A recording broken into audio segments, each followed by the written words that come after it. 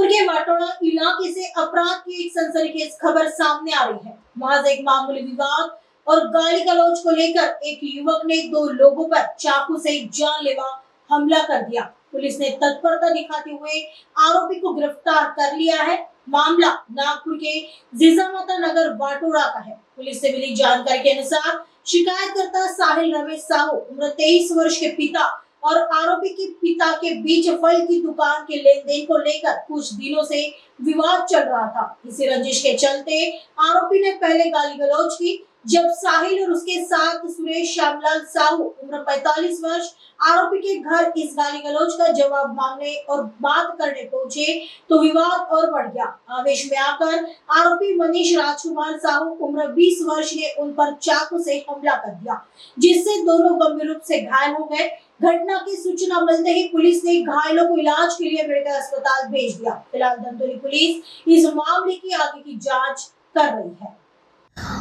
काल एक जो फिर्यादी आहे त्याने आपल्याकडे तक्रार दिलेली होती। फिर्यादी नामे साहिल रमेश साहू व 23 वर्ष राहणार जिजामाता नगर खरबी चौक वाठोडा यांनी कंप्लेंट दिली की याच्या वडील आणि जे आरोपीच्या वडील आहे यांच्यामध्ये फळाच्या दुकानाच्या व्यवहारावरनं वाद झालेला होता।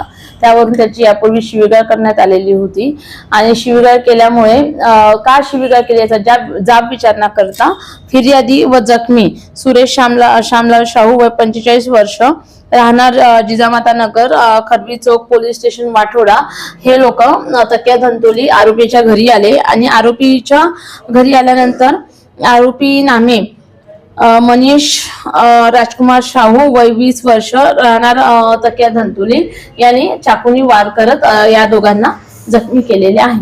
यांच्या तक्रारीवरनं आपण यांचं मेडिकल केलं फिर्यादी आणि जखमीचं आणि त्यांच्या तक्रारीवरनं गुन्हा दाखल केला। आरोपी निष्पन्न केला। आरोपीला आपण तत्काळ अटक केली आणि घटनास्थळ हत्यार पण आपण जप्त केलेला आहे आणि पीसीआर आपल्याला 2 दिवस प्राप्त आहे। पुढील कारवाई चालू आहे।